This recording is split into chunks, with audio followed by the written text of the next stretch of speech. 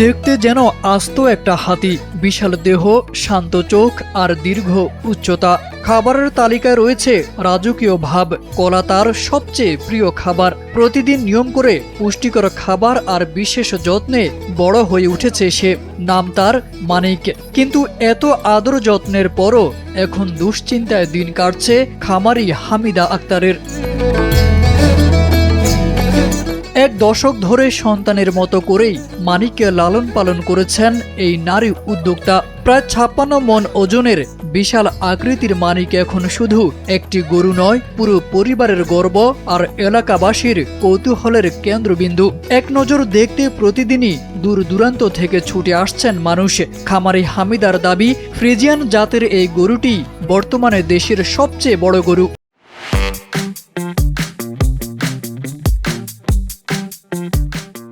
হামিদা আক্তার বলেন, সন্তানের চেয়েও বেশি মায়া দিয়ে ১০ বছর ধরে নিজের হাতে মানিককে বড় করেছেন।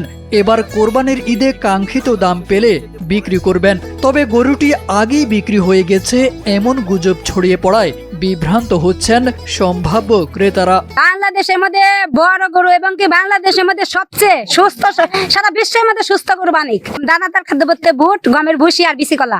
হিসাব করি নাই, এই শখের জিনিস, ভালোবাসার জিনিস কোনোদিন কেউ ওই হিসাব করে পালে না।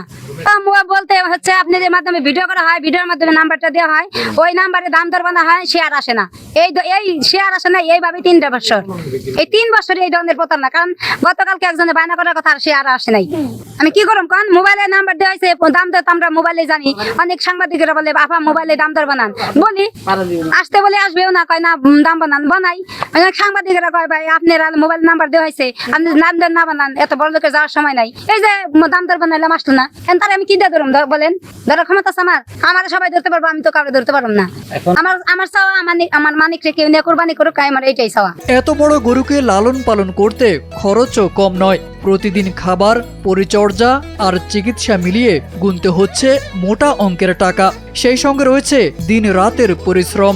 মানিককে ঘিরে স্বপ্ন দেখলেও আর্থিক চাপের কথাও জানিয়েছেন হামিদার পরিবার। বাবা আব্দুল হামিদ চান মেয়ের দীর্ঘদিনের স্বপ্ন এবার পূরণ হোক। গরুটা বিক্রি না, আমরা খুব অসহায় হয়ে গেছি। এই গরুটা লালন পালন করতে করতে, এই 10টি বছর লালন পালন করতে করতে খুব অসহায় হয়ে গেছি।